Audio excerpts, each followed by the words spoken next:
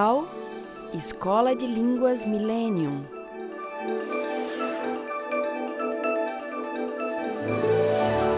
Proton Editora.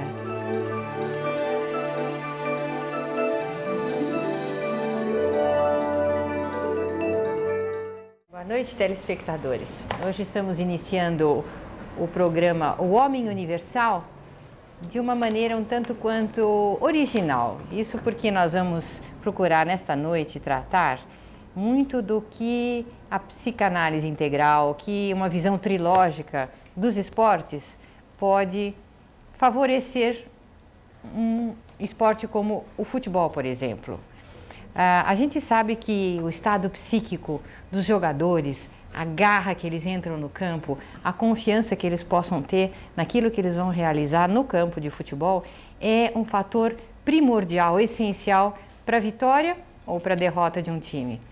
Portanto, o Dr. Kepp, presidente da Sociedade de Psicanálise Integral, vai hoje comentar a respeito de quais são os fatores, muitas vezes até inconscientes, que motivam o sucesso ou um insucesso de um time de futebol. Estamos às portas da Copa neste ano e, mais uma vez, o povo brasileiro tem aquela tristeza, aquela ansiedade de pensar: será que vai ser mais uma vez que o futebol arte, o futebol amado no mundo todo, vai voltar com os seus componentes tristes, ou nós vamos todos vibrar dessa vez com o Brasil? É uma questão, viu, Cláudia? Não só de futebol, mas de esportes em geral e da vida do ser humano em geral. Sucesso na vida, né, Dr. Kepp? Porque o que acontece é o seguinte, é que as teorias sobre psicopatologia, elas não podem ser usadas geralmente na sociedade. Quando eu era analista freudiano, por exemplo, eu queria fazer as terapias de grupo, mas as teorias freudianas do complexo de Édipo, complexo de castração, inveja do pênis, esses dados todos que o Freud trouxe para a humanidade não são acessíveis para uma terapia de grupo. Quer dizer, não tem elementos para analisar o ser humano em sociedade. Na individual tinha até uma certa razão de ser quando seriam problemas dessa esfera. Mas, de modo geral, na vida social é impossível. Eu gostaria de fazer uma pequena explanação, porque fomos nós que começamos o estudo tentando introduzir a filosofia, principalmente a metafísica, e a filosofia que é chamada de escolástica, que veio lá da Idade Média, do século VII. Essa filosofia foi elaborada por aquele grande... Ele era um governador, um rei, né? O Carlos Magno. Ele é nascido na Alemanha, ele fez um grande império alemão, franco-alemão. Então ele dividiu o centro da Europa em três propriedades enormes, e ele introduziu, ele era pessoa sem muita cultura, então ele começou a criar a primeira escola na Idade Média, porque o povo estava alijado, né, dos bancos escolares, vamos dizer. Não havia, inclusive, universidade. Então ele, através de um monge, esse monge era até inglês, Alcuino, ele introduziu o estudo de trivium e quatrivium. Eram duas fases nos estudos. E ele próprio, ele como rei, se matriculou nessa escola e ele ia aprender junto com os alunos.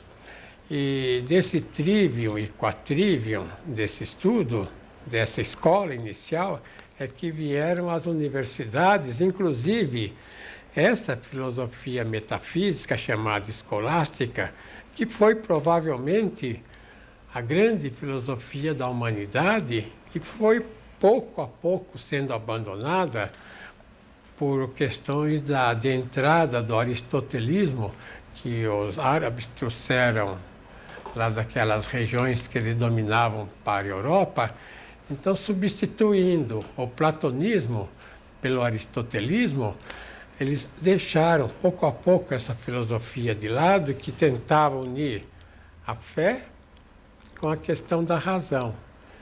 Então, um dos grandes pensadores dessa época foi chamado Anselmo, né? Ele era italiano e trabalhou muito tempo em Londres, num convento, ele era monge superior.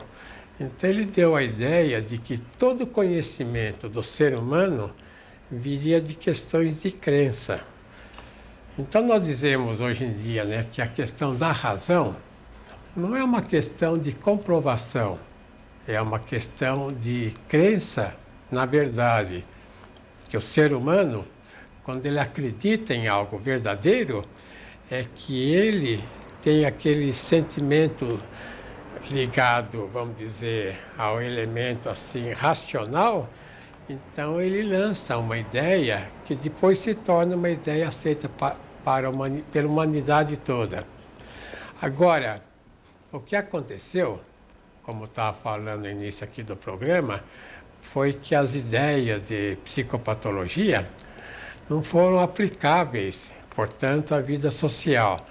Então eu gostaria de mostrar no esquema o que acontece, porque o ser humano, ele sendo, vamos dizer, praticamente doente por causa do sentimento de inveja, esse sentimento de inveja foi o próprio Freud que trouxe, né? Em quase todo o programa eu falo isso. Depois a Melanie Klein explorou muito e nós desenvolvemos mais ainda. O sentimento de inveja é um sentimento que torna o indivíduo ao contrário do que ele é. Então, por exemplo, a pessoa acredita que o que é bem, o que é algo bom para ela, faça mal. Então é por isso que a criança, desde pequena, ela dá o contra nos pais. A criança, principalmente entre 2 e 4 anos, ela tem o que nós chamamos de uma vida anal muito intensa, então ela começa a atacar os pais. E esse trabalho foi feito também pela psicanálise tradicional, né? Freud, principalmente Melanie Klein. Então ficou caracterizado que o indivíduo agressivo, o indivíduo mais tarde chamado de desconfiado, o indivíduo covarde, o indivíduo invejoso, então, de modo geral, seria um indivíduo fixado principalmente entre 2 e 4 anos e seria o indivíduo analsádico. E justamente essas pessoas é que pouco a pouco tomam o poder na sociedade e transformam a sociedade num campo assim, doentio. Então eu queria mostrar o que acontece. Na patologia, né? O ser humano, então, veja aqui embaixo. O ser humano, ele chamado ser humano psicopatológico, quer dizer, doente, o ser humano doente, então ele tem muita inveja. A inveja pode ser considerado também, assim, vamos dizer, um pecado original, porque na inveja, então, o ser humano, ele tem um sentimento totalmente inútil de ter. Porque o que é inveja, né? É um sentimento em que faz o ser humano atacar o outro só porque ele não vai com a cara do outro, porque o outro é melhor do que ele, porque o outro tem mais sucesso do que ele, ou porque o outro é melhor do que ele, assim na própria bondade. Então, vejam aqui, essa patologia da inveja cria a patologia do ser humano basicamente. É claro que tem outras questões, até a mania, quer dizer, a megalomania, a mania de grandeza, tem inúmeros fatores, né? A gula, todos esses fatores que a patologia do ser humano mostra. Então aqui, voltando mais uma vez, o ser humano doente, ele tinha que criar uma sociedade doente. Portanto, a doença individual leva à doença social. Então, leva à sociopatologia. Quer dizer, a doença do indivíduo leva a fazer uma sociedade doentia também. Então, o que acontece nessa sociedade doentia? As consequências, né? Veja aqui. As consequências levam a uma psicossociopatologia. É uma patologia que é, ao mesmo tempo, psicológica e social.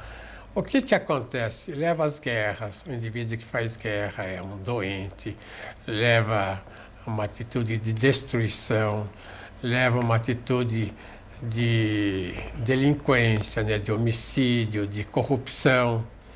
Então, vamos dizer que o indivíduo corrupto, ou então o indivíduo muito agressivo, ou então o indivíduo doente, ou destrutivo, ou agressivo, é um indivíduo doente.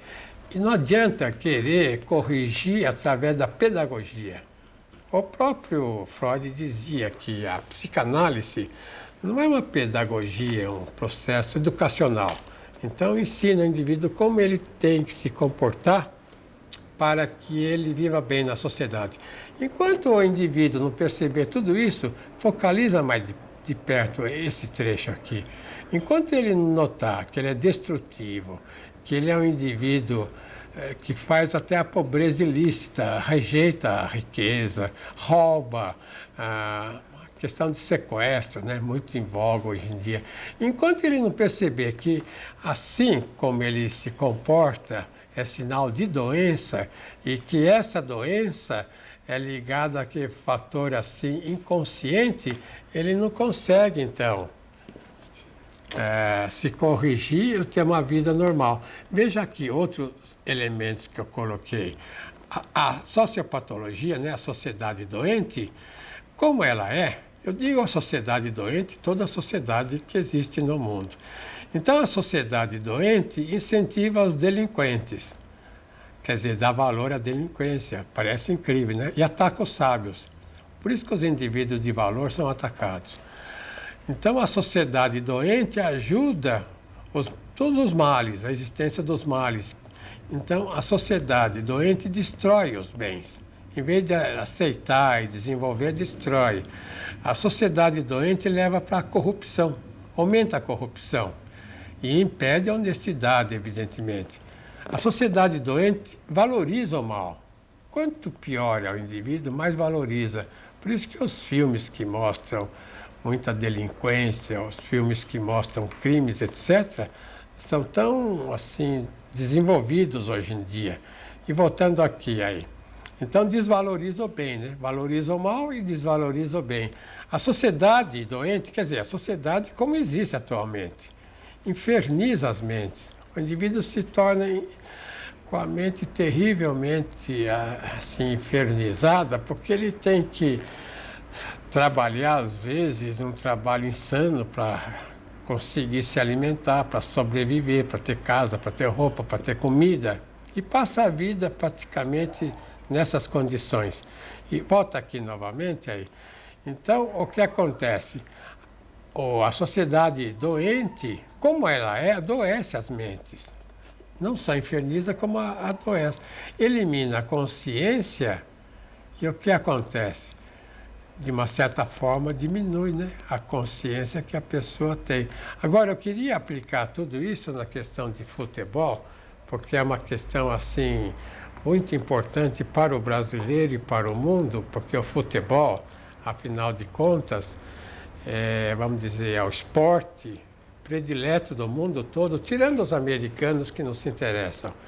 É o esporte que o mundo todo pratica e que o Brasil é o melhor nessa questão e que não está sabendo como lidar com esse esporte pela psicopatologia, pela patologia não só dos jogadores, como principalmente dos técnicos, dos diretores, dessa gente toda que não está sabendo como orientar o futebol no Brasil. E essa lista de problemas que o senhor mencionou aí não se aplica somente a pessoas muito doentes. Essa questão da corrupção, da valorização do mal, de tudo isso está na nossa vida, no nosso dia a dia, inclusive influindo nos jogadores, no próprio Filipão e em tantas pessoas.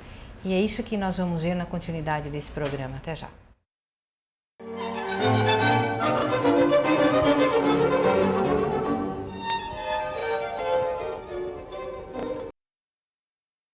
Em nosso mundo moderno, os desafios são reais e urgentes. Na educação, 31% dos estudantes brasileiros dizem já ter sofrido bullying.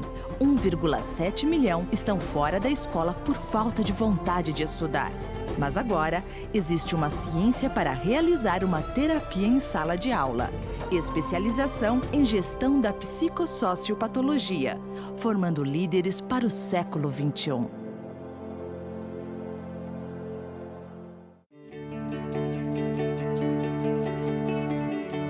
Você sabia que o ventilador de teto Cap Motor Universe é comprovadamente o mais econômico e eficiente do mercado? E que, além de apresentar um design sofisticado, ele detém a tecnologia de motores magnéticos mais eficiente do mundo? Isto está ao seu alcance. Cap Motor. Nova tecnologia para um novo mundo. Olha, eu sempre fui um adolescente, como minha irmã diz, né? Nunca casei, eu tenho 47 anos. E depois de estar lá vendo, assim, eu vi o quanto eu penso só em mim e nas coisas que são tudo pra mim, né? Eu tenho dificuldade, que é muito difícil a gente falar eu tenho dificuldade. É mais fácil a gente fugir da situação para não ter que encarar. O universo interior do ser humano. Então, por que eu sinto raiva? Por que eu gosto de determinadas coisas? Por que eu não gosto de outras? Quando ela percebe que, além dela aprender um segundo idioma, ela aprende a lidar com coisas que ela nunca tratou na sua vida, é altamente transformador. Eu gosto do sistema terapêutico porque você, além de fazer o idioma, você tem outros assuntos que são bem interessantes e pertinentes, né? A Milênio é escola para mim porque eu consigo ampliar meus horizontes, me descobrir e saber que eu sou capaz.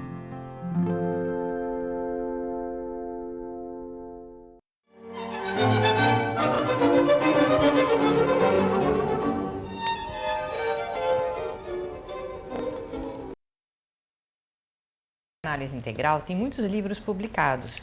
Esses livros são aplicados não só num processo até de autoajuda, que a pessoa lendo, entendendo como funciona a sua psique, quais são os seus problemas, como que ele pode se favorecer melhor na vida, na sua saúde psicofísica. Tudo isso vocês poderão ler nesses livros da psicanálise integral, bem como assuntos de educação, educação infantil, psicossomática, medicina psicossomática, odontologia psicossomática e até mesmo esportes. Nós temos um livro chamado Esportes ou Agressão, não é?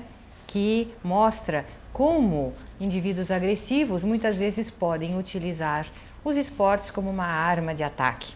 Bom, gostaria de dizer aos senhores que aqueles também interessados em frequentar as nossas palestras, que são realizadas de segunda a sexta em São Paulo, em diversos lugares, palestras aplicadas também a diversos campos, inclusive relacionamento humano, estresse no trabalho. Vocês poderão solicitar essa agenda, esse boletim que será enviado gratuitamente pelo correio.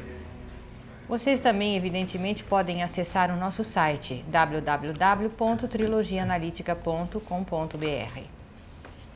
E hoje o Dr. Kepp veio armado com uma série de informações e de pareceres, né, sobre o futebol. Quando nós estivemos na França, né, durante 7 anos e meio nós morávamos lá, haviam lá muitos franceses que falavam de futebol comigo, porque quando eu falava que era brasileiro, eles diziam, pá, então é o país do futebol. Então eles diziam o seguinte, mas o que acontece que o brasileiro atualmente não joga mais como jogava antes? Por que o brasileiro agora deu de imitar o europeu, que é tudo perna de pau aqui? Ele falava isso, o francês. O europeu não sabe jogar futebol. Quem sabe jogar futebol é o brasileiro. Por que ele não joga mais? Ele entra no campo acovardado, parece que ele entra no campo para perder. E até hoje o brasileiro é o melhor jogador do mundo, não há discussão. É por isso que em todos os países que têm esses pernas de pau, né, europeus, que levam lá jogadores brasileiros para ensinar aquela ginga. Só o brasileiro tem aquela ginga que o europeu não tem. O europeu parece um poste, né? Ele não consegue driblar, por exemplo. O Zizinho, né, considerado o maior driblador do mundo, inclusive não foi colocado na seleção há muito tempo atrás, conforme esse livro fala, esse livro. Ultimate Football. Que eu comprei aqui no Brasil, que foi feito na Inglaterra. Então eu queria mostrar um pouco a patologia que está entrando na questão do futebol e que está levando o Brasil para esse desastre de uma das coisas mais importantes que o Brasil teve. É futebol, né? Carnaval, importantíssimo. A mulata, né? Importantíssima. E o samba, que também o Brasil deixou com a bossa nova. As praias, o sol. Então eu gostaria de falar o seguinte, o que é que você quer falar? Posso perguntar uma coisa? O senhor não acha, o senhor deu a ideia aí de que o brasileiro agora está tentando fazer um futebol europeu. Como que um povo, né, pode então, ele não se sente inseguro de executar uma coisa que não é ele no campo? Claro, não pode fazer. Olha, eu vou dizer o seguinte, que houve 16 campeonatos, né, internacionais de futebol. Dos 16, 8, metade foram ganhos aqui pela América Latina. O Brasil ganhou 4, a Argentina ganhou 2, o Uruguai ganhou 2. E a Europa ganhou 8, né? Agora, como é que a Europa, tendo 16 times que entram nas Copas, e América Latina, América do Sul, só 4 times que entram, conseguiu ganhar metade? Quer dizer, o Brasil é quadricampeão. Então, eu gostaria de mostrar o seguinte. O futebol foi inventado na Inglaterra, né? Todos sabem. Eu não sei se vai dar bem para pegar esse esquema aqui. Olha, o futebol foi inventado desta maneira. É o goleiro, 2 backs, né? Defesa, 3 indivíduos no meio do campo, na intermediária, armadores, e 5 indivíduos aqui na frente no ataque. Então, o futebol é isso, é ataque. São 5 atacando, só 3, né, passando a bola daqui para lá. Meio de campo, isso? E 2 assim, backs e o goleiro aqui. Então, veja o seguinte. Só esses jogadores aqui, quando se fala dos grandes jogadores, se lembra só de jogadores aqui da frente. Agora, o que aconteceu com o tempo? Para diminuir a força do futebol brasileiro, fizeram, olha, põe mais perto para ver, fizeram o WM. Aqui é um W na frente e um M. Por quê? Para entrar na defesa, para não deixar o jogador jogar. Até essa questão moderna de segurar o jogador assim pela camisa, tudo, é uma técnica que eles inventaram para segurar o jogador brasileiro. Isso é muito interessante. Agora, o que acontece é isso, é que o brasileiro não tem muita confiança nele próprio. Então ele tenta imitar o europeu, inclusive naquilo que o europeu não conhece. Então a gente lembrando dos grandes jogadores, né? Além do Pelé, Pelé é o rei, né, do futebol, Garrincha, brasileiro. Muito antes ainda, conforme o livro, tinha o Leônidas da Silva, que foi um enorme jogador. Tostão, veja, tudo jogador do ataque. Ademir, lá da década de 50. Eusébio aí, em Portugal, há pouco tempo. Cruyff, na Holanda, né, quando fizeram a laranja mecânica, eles marcavam toda hora gols, deixavam o adversário em offside.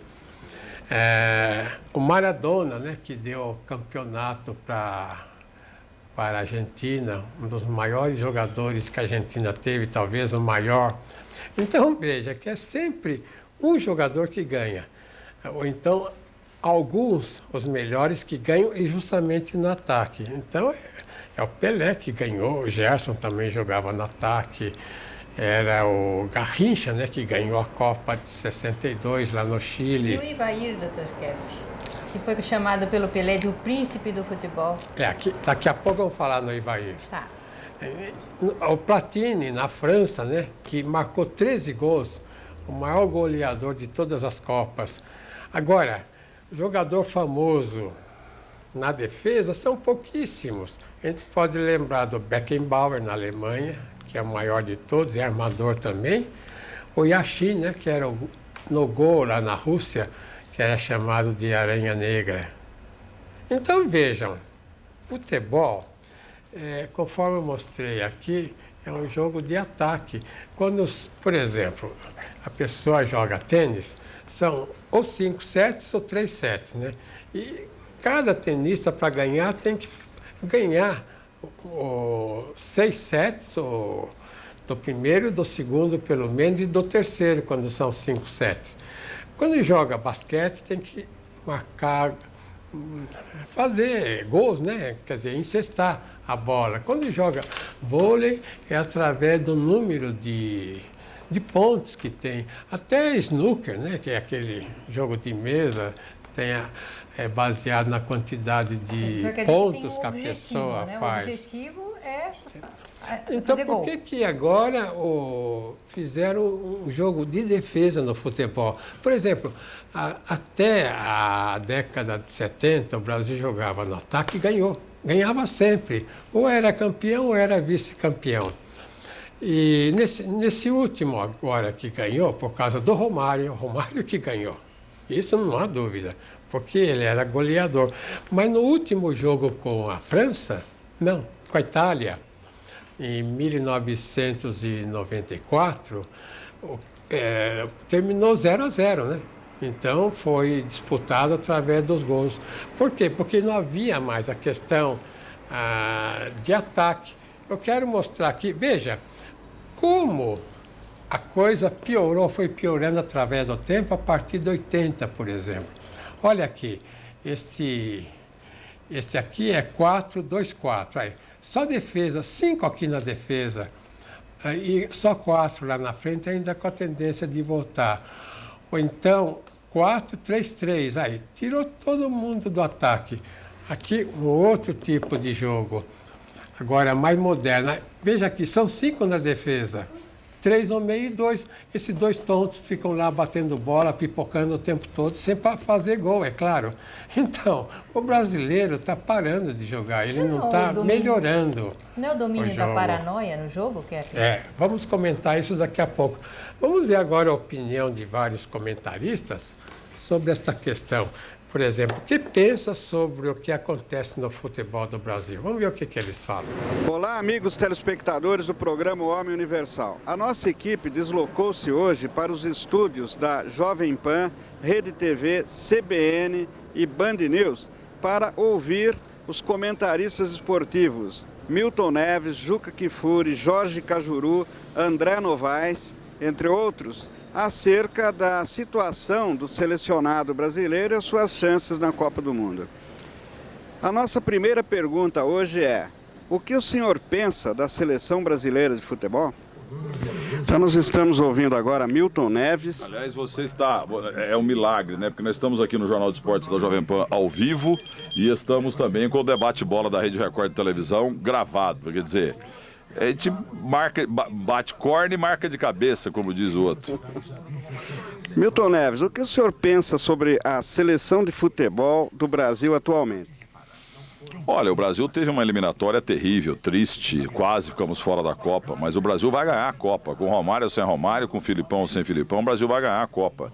E enquanto houver futebol, enquanto houver mundo, houver futebol, porque enquanto tivermos o mundo, vamos ter futebol, que não vai acabar nunca, o Brasil, se tivermos três seleções sérias favoritas ao título, teremos Brasil e mais 2. Se forem 5, Brasil mais 4. 4 serão Brasil e mais 3. Se tivermos 2 seleções favoritas, Brasil e mais 1. Se tiver uma só, o Brasil. O Brasil sempre será candidato. Eu estou no Jornal de Esportes, eu vou chamar e volto a falar com você. Pode? Meus amigos, vamos falar do Santos Futebol Clube, meu amor. Alô, Celso Roth, você não gosta do talento? O que você tem contra o Diego e a favor de Brucutu? Olha, a seleção brasileira é uma seleção que ainda não está pronta.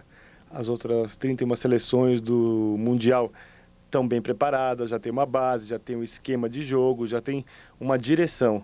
O problema da seleção brasileira é que o Luiz Felipe Scolari chegou muito em cima da hora, o trabalho não teve continuidade e a gente ainda não tem uma equipe. Agora, eu, por exemplo, não acho que o Brasil possa ganhar a Copa do Mundo, justamente por essa falta de entrosamento, essa falta de qualidade tática da equipe, mas o Brasil tecnicamente tem jogadores que, se tivessem bem preparados e com tempo certo de preparação, poderiam dar um título mundial ao nosso país sem nenhum problema. O perigo do Brasil é que o primeiro fase da Copa, o grupo está fácil, mas a partir das quartas de finais o Brasil já pode ter um adversário de peso pela frente e repetir a final do Mundial de 98, né? Que fomos derrotados pela França. Bom, eu acho que é muito cedo para você já fazer uma avaliação definitiva em relação ao Brasil na Copa, porque não há ninguém jogando nada de excepcional e jogando mais ou menos, tem só a França. Com exceção da França, ninguém mais joga nada de, pelo menos, razoável. Portanto, tecnicamente, a previsão é de uma péssima Copa do Mundo. Portanto, o que a seleção está jogando é mais ou menos semelhante ao que a maioria está jogando. O problema da nossa seleção é apenas a definição tática dela, né? Que é uma incógnita. Pelo que fez as eliminatórias, não dá nenhuma razão para a gente ser otimista em relação ao desempenho na Copa do Mundo. Mas você acha que teria alguma chance? Alguma chance sempre tem. Agora, concretamente, pelo que joga hoje, pelo que a gente vê, não tem. Então nós estamos falando agora com um dos maiores craques que esse país já teve, que trouxe tantas glórias para o nosso futebol, que é o Roberto Rivelino.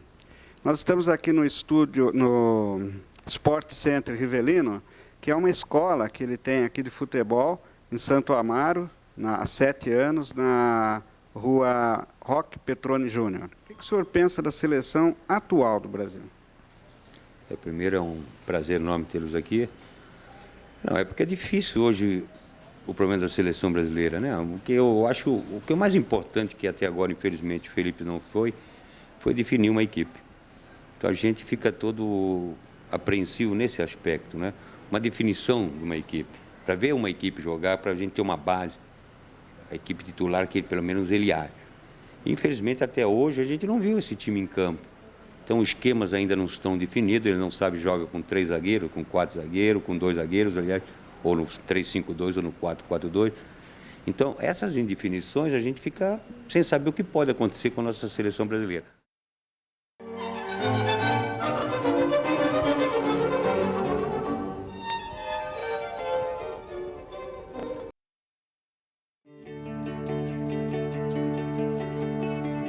Você sabia que a tecnologia de motores para eletrodomésticos mais avançada do mundo está sendo lançada no Brasil? Você sabia que ela é 90% mais econômica? Isto está ao seu alcance. Cap Motor. Nova tecnologia para um novo mundo.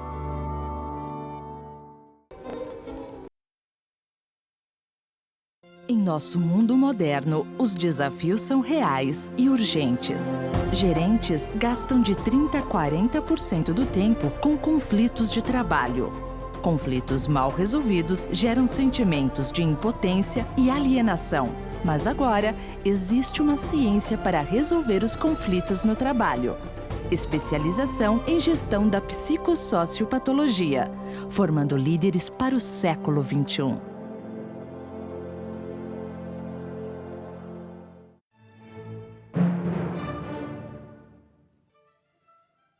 Eu quero convidar os senhores para todas as semanas fazerem uma terapia pela TV com o nosso programa Stop a Destruição do Mundo. Conheça as causas inconscientes, psíquicas e sociais que estão causando a destruição do meio ambiente, da economia, da sociedade e da nossa saúde orgânica, psíquica e até mesmo econômica. Não se esqueçam, nesse canal, com o Dr. Norberto Kepp, psicanalista e cientista social, a trilogia analítica que faz a unificação do sentimento, do pensamento e da ação. Até lá!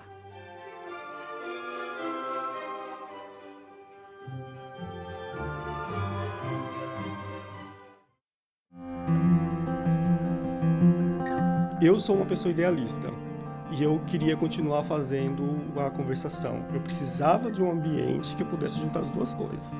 Continuar estudando inglês, mas num ambiente que eu chegasse na sala de aula e falasse assim, eu quero mudar o mundo e não fosse reprimido por isso. Toda uma vida dentro de uma aula, porque Não é uma coisa específica, você aprende sobre vários assuntos e aumenta até a sua expertise. Pensei assim, tudo que eu queria aprender na faculdade, eu estou aprendendo num curso de inglês. O que eu consegui mudar mesmo em mim foi um pouquinho assim. Mas o que eu consegui mudar na minha vida, o que eu ganho foi muito maior. A gente tem a oportunidade de falar sobre o que sente, sobre como enxerga o mundo. Porque nela eu consigo entender o mundo e entrar nesse contexto universal colaborando com esse mundo. A Millennium é a escola para mim, porque tudo que eu procurava numa universidade, eu encontrei lá.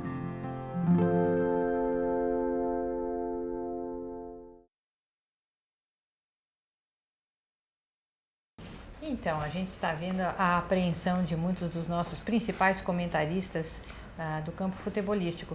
Agora, Dr. Kepp, a gente está vendo o povo chateado, o povo triste. Aliás, isso a gente já vê há um bom tempo acontecer no Brasil, quer seja no campo de futebol, do carnaval e outras coisas, né? E não, me parece, Dr. Kepp, que aí existem outros interesses envolvidos atrás dessas escolhas. A gente não sabe muito bem porque será que o Brasil já não pode mais ter a liberdade, ou a gente pode até intuir, porque o Brasil não pode mais ter a liberdade de fazer o seu futebol como tem que ser, o seu samba como tem que ser, a sua vida, como tem que ser, como ele sempre gostou de viver, o seu carnaval, e que agora é tudo ordenado, tudo controlado, as escolhas vêm de cima e as coisas acontecem, sempre ficam faltando muitas explicações. Enfim, Dr. Kepp, aquela história da sociopatologia, né? Agora, não pode esquecer, Cláudia, que se o treinador, principalmente, não perceber o problema de inveja que ele tem, eu não digo do atual treinador, mas esse período de defesa do futebol covarde, futebol feio, futebol invejoso, anti-futebol que o Brasil começou a jogar, isso veio de 70, né, com o Zagallo. Ele era ponta esquerda, mas ele jogava mais na defesa do que no ataque. Então, ele introduziu no Brasil o futebol feio de defesa, o futebol da covardia, do medo, do pessoal parado. Quer dizer, o futebol da paranoia, porque é um futebol doente, porque acontece o seguinte, um jogador excepcional como o Zagallo, ele não é um jogador assim quietinho, acomodado. Para o indivíduo ser um sábio, se lançar, ser assim corajoso, ele tem que ser diferente dos outros. Se ele segue certinho a regra, aquela coisinha como o europeu segue, ele não vai dar nada na vida. Os grandes sábios, os grandes gênios, e os grandes atletas são aqueles indivíduos que praticamente reagem contra a coisa rotineira, como esse Cassius Clay também, que desafiava todo mundo e se tornou no maior boxer do mundo. Então vamos ver agora a segunda pergunta, né? O que pensa sobre a não convocação do maior marcador de gols que o Brasil tem atualmente, que é o Romário, que é um indivíduo assim, sem muita disciplina, mas ele marca gol. Sem gol, o Brasil não pode fazer nada no futebol. E a alegria que ele traz para o povo. Claro. Continuando nossas entrevistas, vamos agora ouvir dos entrevistados e também do povo nas ruas. A seguinte questão: Romário tem de ir para a seleção? Agora, 12h38, Luciano Fatioli. Vai, continua. O Romário, na sua opinião, teria de ir para a seleção? Claro que sim, por uma questão matemática. Veja, primeiro, não há um substituto, 1, 2, 3 substitutos para ele. Não temos nenhum. Nós temos jogadores bons como Jardel, Elber, França, Kaká, que ainda é novo. Kaká não vou pôr nessa lista porque ele pode chegar a ser um superstar. Mas França, Washington, Luizão, Elber, Dodô, Jardel, são jogadores que, jogando mal, mas como são fisicamente perfeitos, eles tiram no mínimo 4 no jogo. Mas num dia fantasticamente positivo, eles vão tirar 7. São jogadores que têm limitação, eles vão ganhar de nota 4 no mínimo ou no máximo 7. Já o Romário tem potencial de 1 a 9. Entendam bem, de 1 a 9. Já o Ronaldinho, o potencial dele é de 0 a 7. Na melhor das hipóteses vai ganhar 7, na pior das hipóteses ganhar 0. E o Romário é de 1 a 9, então é questão de ousadia. Se você quer um jogador limitado, que vai cumprir o trivial, pode estar num bom dia, fazer um golzinho, ganhar nota 7, leva Luizão, leva França, leva Elber, leva Jardel, entendeu? Agora, você quer arriscar mesmo, leva Ronaldinho, é de 0 a 7 agora. O Romário, a aposta é assim, é nota 1 no mínimo ou nota 9 no máximo. É uma questão matemática, merece disputar a Copa. O senhor acha que o Romário deve ir à seleção? Olha, eu acho que o Romário tem lugar na seleção, mas eu não acho o Romário tão imprescindível assim. O Romário só pode ir para a Copa do Mundo, na minha opinião, se houver uma conversa muito transparente entre ele e o Filipão. O que aconteceu entre eles não foi nada do que se imagina no Brasil como uma simples indisciplina. Houve um desentendimento entre os dois. Os dois quase foram a vias de fato no andar executivo do hotel em Montevidéu. Então não basta convocar o Romário, é preciso que eles se entendam. O treinador, comandante do grupo e o Romário. Agora está muito tarde. Eu há muito tempo queria essa conversa entre os dois. Inclusive tentei como jornalista e como amigo dos dois. Falei com o Romário por telefone, ele concordou. Infelizmente, não obtive êxito com o Filipão, que não concordou esse encontro. Eu não queria que houvesse nem a publicidade do encontro. Fiz a proposta para que os dois conversassem sem que houvesse nenhuma divulgação. E depois da conversa, sim, poderia haver uma divulgação. Não basta dizer, tem que convocar, pronto, acabou. Porque para convocar e não haver nada, aí tem que tirar o Filipão. Aí coloca outro técnico. Agora, para convocar o Romário, tem que haver uma conversa com o Filipão e com os jogadores. Porque os jogadores avalizaram a decisão do Filipão de não convocar mais o Romário. Não que eles pediram, eles avalizaram a decisão do Filipão. Então, é algo que tem que haver realmente, né, uma revolução. Não é simplesmente convocar e chamar. O senhor acha que o Romário deveria ir para a seleção? Não tenho a menor dúvida. O Romário mais 10. É o maior jogador do mundo dentro da área. E qual é o motivo que o Filipão não o convoca? Isso é caso de você perguntar para ele, não para mim. No caso, o que seria melhor? Não ir o Romário ou não ir o Filipão? Eu sou sempre a favor do jogador. Quem ganha e perde é jogador, não é treinador.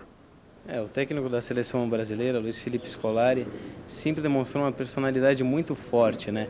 Então, para ele, só o que ele acha que está certo, né? Ele não vai pela opinião dos outros.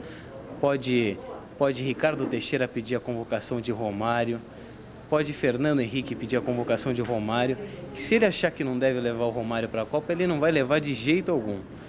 Ele sempre demonstrou isso daí. E então o Filipão, nessas horas que ele tem que ser um pouco mais, escutar as pessoas, porque isso daí é importante para o ser humano. Além dele ter a sua própria opinião, ele deve saber ouvir a opinião das outras pessoas. O povo está pedindo o Romário. E se o Brasil não ganhar a Copa, o povo vai cair em cima do Filipão falando, não levou o Romário para a Copa, então também não ganhou a Copa. Então, ele é bom pensar muito bem antes de fazer isso daí. O senhor acha que o Romário tem de ir para a seleção? Se analisar hoje o que nós temos, né, de jogadores na posição do Romário, eu acredito que o Romário teria um lugar. Mas eu acho que o Romário devia ter uma conversa com o Felipe, ou vice-versa. O Felipe chamava com o Romário, porque eu não vejo o Romário também como titular, uma condição física para jogar 90 minutos. Então eu acho que se ele fosse colaborar com o grupo, fosse realmente vestir a camisa, não ia desagregar o grupo, não ia fazer lobby para ele jogar como a gente conhece que ele faz, eu acho que você não pode abrir mão de um jogador como o Romário jogar 30, 40 minutos. É um jogador que já mostrou o seu valor. É um jogador realmente que tem um potencial enorme, que pode desequilibrar uma partida.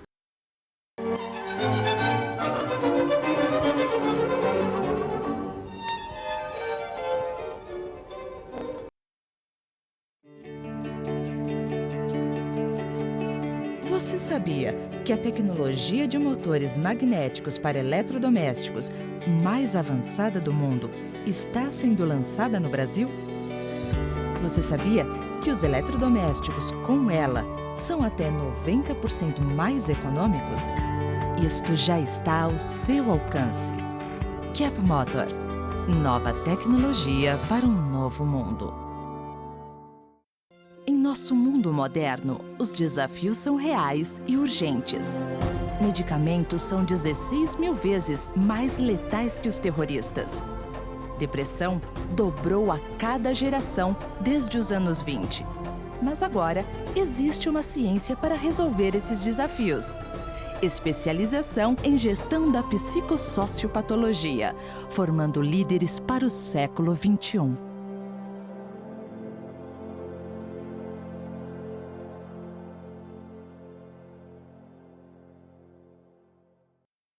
Escola de Línguas Millennium offers the world's most advanced language methodology. Our unique psycholinguistic method helps you learn faster. Millennium offers the world's most innovative and effective method for learning languages. You'll feel the difference here. Our language professors bring an extensive international perspective, along with diverse cultural experiences to the classroom.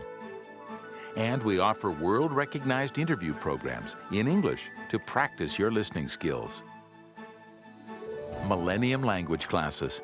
Therapeutic, effective, enjoyable. Discover life in 8 languages. Call us today, 3814-0130.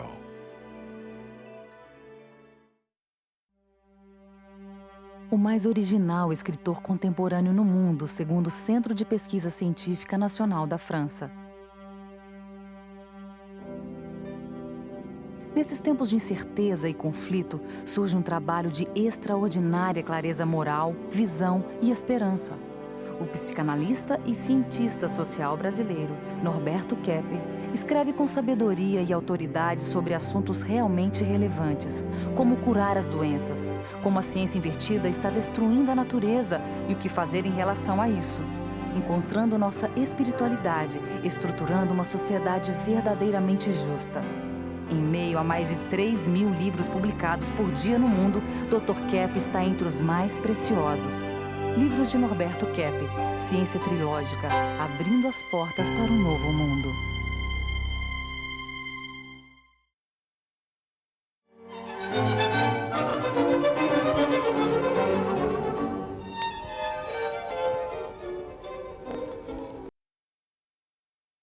Então, como nós estamos vendo, nós estamos em um grande perigo de ter mais uma tristeza esse ano no futebol por causa das doenças do ser humano, né? Seja a doença de jogadores, seja a doença do técnico e principalmente das pessoas que são responsáveis praticamente pelo ganho que o jogador faz ou não no futebol do Brasil. Então eu gostaria de mostrar, terminando esses esquemas, um esquema que foi feito atualmente do futebol na Inglaterra, chamado sweeper, que significa varredura. Veja como eles colocaram na defesa os jogadores. Olha, na defesa tem, além do goleiro, 1, 2, 3, 4, 5. 5 mais o goleiro, 6. Só falta colocar todo mundo no gol, né? Para não marcar mais gol nenhum. Mas que retranca, não? Aqui na linha, aí 3... E depois na frente 2 bobinhos lá, sem saber o que fazer. Isso não mostra a psique europeia, que é de contração, censura, retranca, guerra. Exatamente. É uma coisa que é mais paranoia, e no Brasil é arte, é dança, é se atirar, é liberdade. Lá é a retranca, é a contração, a paranoia, é a desconfiança no campo. E a última formação que fizeram, veja aqui, aproximando a câmera, para ver que agora eles colocam, olha, veja bem, lá na frente 2 jogadores, né? Aqui aí, 1, 2, 3, 4, 5. Eles colocam tudo lá atrás. Aqui 3 e aqui na frente 2 lá, levando trombada, levando butinada dos defensores do outro time, e sem possibilidade nenhuma de gol. Olha, para fazer esse tipo de futebol, gente, é melhor o futebol acabar. Dr. Keppe, no campo, essa batalha. E no lado das arquibancadas, os hooligans, precisando ter um sistema de policiamento formidável, né? Porque a mesma guerra que acontece no campo acontece nas arquibancadas, e não é brincadeira, hein? E no Brasil a gente não vê isso. Então eu gostaria de perguntar para as pessoas que estão nos assistindo aqui, primeiro a Marcinha, o que ela acha dessa situação do futebol no Brasil? Então, hoje eu estava ouvindo na Jovem Pan o comentarista Flávio Prado, e ele estava falando que essa questão do Felipe Scolari, ele querer contrariar assim todo o povo brasileiro, né? Então, dando essa ideia da inveja, né, dele de querer destruir, né, o futebol, destruir a alegria de todos os brasileiros. E o Ortiz? Então, Ortiz é o jornalista, né, que fez as entrevistas com todos. Então, eu fiz uma pergunta ao Juca Kfouri e ao Cajuru. Quem deve ir à Copa, o Romário ou o Filipão? Então, por exemplo, o Filipão, ele nunca foi escolhido o melhor técnico do mundo. Ele nunca ganhou uma Copa do Mundo. E o Romário, ele é campeão do mundo e foi eleito o melhor jogador do mundo em 94 e não para de fazer gols pelo Vasco. Portanto, eu acho que aí, no caso, quem não devia ir era o Filipão. Tem que trocar o técnico, colocar um técnico menos neurótico, porque senão nós vamos perder essa Copa. Então, agora eu gostaria de dizer também que esse dilema que está vindo, né, havendo agora, essa questão toda com o Romário, mostra apenas esse tipo de futebol que o Brasil endossou agora, que não é bem futebol. Então, o futebol que nós jogávamos, quer dizer, os jogadores, eu não, claro, né? Então, o futebol verdadeiro que o brasileiro jogava, agora o europeu está tentando jogar. Ele está jogando agora no ataque, marcando mais gols. E o futebol que o europeu jogava antigamente e que ele não quer jogar mais, agora o brasileiro está tentando jogar. Quer dizer, o antifutebol, aquele futebol duro. É por isso que, por exemplo, os técnicos no Brasil fazem muito exercício assim, físico com os brasileiros, porque eles querem vencer através de um futebol assim, mais rude, de um futebol mais assim, europeu, mais duro. Eles chamam de preparo físico, doutor, que é que enrijecem a musculatura. O Ivar estava citando isso, né? Que um problema muito sério, que os nossos jogadores perderam a flexibilidade, o jogo de cintura para driblar, é justamente esse preparo físico característico dos europeus, que enrijece a musculatura, enrijece aqui o tronco. Inclusive o Ronaldo, né? Ele começou a fazer esses exercícios e estourou o joelho, porque ele não consegue mais aquela ginga que ele tinha antigamente, que era o valor dele. Ele vai fazer a ginga, ele estoura o joelho. Então vamos ver a última pergunta, né, Cláudia? O Brasil tem chance de vencer o campeonato mundial com esse futebol de defesa? Encerrando as nossas entrevistas, vamos agora perguntar aos nossos entrevistados se esse futebol defensivo pode ganhar a Copa. E esse futebol mais defensivo que o Luiz Felipe Scolari está aplicando, com marcadores no meio de campo, o senhor acha que isso pode ganhar o campeonato? Ou o Brasil devia ser mais ofensivo? Não, isso aí é tema para simpósio, mas é o seguinte, se o técnico é ele, temos que aceitar o Filipão do jeito que é. O Filipão é um homem sério, é um homem bem intencionado, mas nunca você verá um time do Filipão jogando bonito. Mas ele nunca deixa de beliscar o título, encostar no título, passar perto ou ganhar. O time dele joga feio, mas chega sempre nas decisões. E o Filipão jamais terá um time ofensivo bonito, igual o Tele, igual o Luiz Alonso Pérez, o Lula, técnico do Santos. O negócio dele é retrancar mesmo. Ele foi back, ele foi zagueiro butinudo, e o homem faz aquilo que ele... Eu, por exemplo, queria passar no concurso do Banco do Brasil. Graças a Deus eu não passei, mas meu sonho era ter passado. Se tivesse passado, seria muito feliz. Mas o meu negócio era falar. Eu não domino o computador, eu sou um monoglota, eu não sou poliglota, eu sei falar. O Deus dá características para as pessoas, características específicas. O Filipão tem uma característica no futebol de uma coisa defensiva. E ninguém vai mudar. Agora, mesmo assim, vamos ganhar a Copa. Olha, eu acho que o Brasil tem problemas sérios na defesa e acho que isso pode atrapalhar o Brasil e fazer com que o Brasil não ganhe a Copa do Mundo. Eu gosto de lembrar sempre que depois da Holanda, em 74, quando houve uma mudança do futebol, sempre as defesas foram determinantes na conquista de títulos. Esse futebol de defesa que o Brasil tem apresentado, o senhor acha que pode ganhar o campeonato? Olha, o Brasil ganhou uma Copa de 94 jogando na defesa e explorando bem o contra-ataque de quem na época desequilibrava, que era o Romário. Então, se o Ronaldo estiver inteiro, O Brasil pode ganhar a Copa de novo, defendendo e jogando no contra-ataque. Não, esse futebol que a seleção brasileira joga, como eu te disse, que jogou nas eliminatórias, não ganha Campeonato do Mundo. Se na Copa do Mundo vai ser um futebol diferente e a gente vai ter alguma esperança de ganhar ou alguma chance de ganhar, são outros 500. Agora, não se trata de ser um futebol de retranca ou não. A seleção brasileira ainda não tem cara, nem a cara do Filipão. Na sua opinião, qual que é esse futebol de defesa que o Brasil vem adotando? Pode ganhar o campeonato ou seria melhor um futebol ofensivo? Isso é muito relativo, depende do que você tem, a qualidade, né? O material humano que você tem na mão, você forma a sua seleção, o seu time. Eu acho que ele tem jogadores de qualidade, vamos dizer, aí é uma opção do treinador, porque tem treinador que gosta de jogar tem uma característica. Já visto a última Copa que nós ganhamos em 94, foi totalmente defensivo.